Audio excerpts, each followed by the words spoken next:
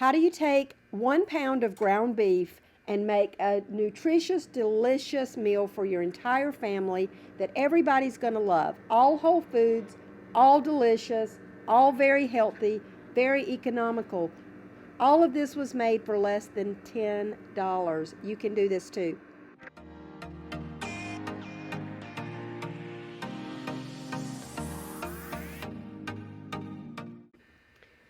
We're going to start with, like I said, 1 pound of 100% organic grass-fed beef. We're going to use some rolled oats. These are whole grain, non-GMO, also gluten-free. Just a little bit of that. You'll see how we're going to use those in this meatloaf mixture. And we're going to use a little bit of milk. In this case, I'm going to use the almond milk. And 2 eggs. And chopped onions, minced garlic, and then we're going to add a few spices, including salt and pepper. I really am enjoying this 21 seasoning salute from Trader Joe's. Let me turn it around here and show you what all spices are included in this. Let me get it focused here for you guys.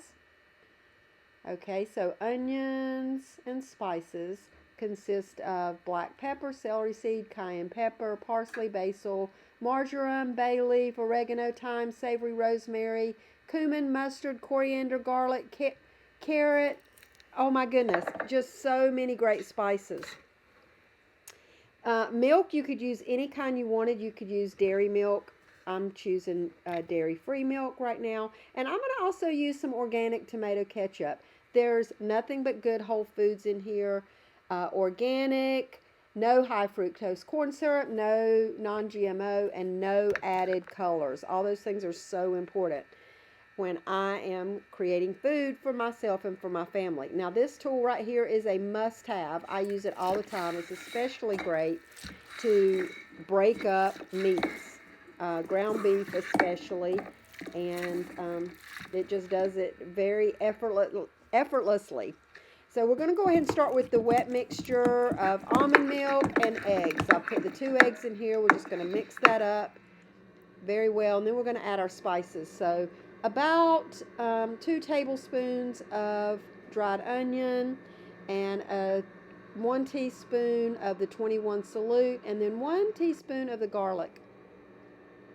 And then some salt and pepper. You see I've stuck in there. And we're just going to mix all that up to about this consistency. You see it's very, very soft. You just want to fold all of those ingredients in so that you don't have any lumps of any one ingredient. And then I'm not sure how many rolled oats. We're going to start with a 1/2 cup. You want just enough to where this isn't soupy and it kind of is held together. The egg's going to help to hold it together too. Let's see what this looks like. This is probably going to be enough. Let me just fold all those in. You want to make sure, again, that everything is evenly distributed. And all of those oats are wet in that meat mixture.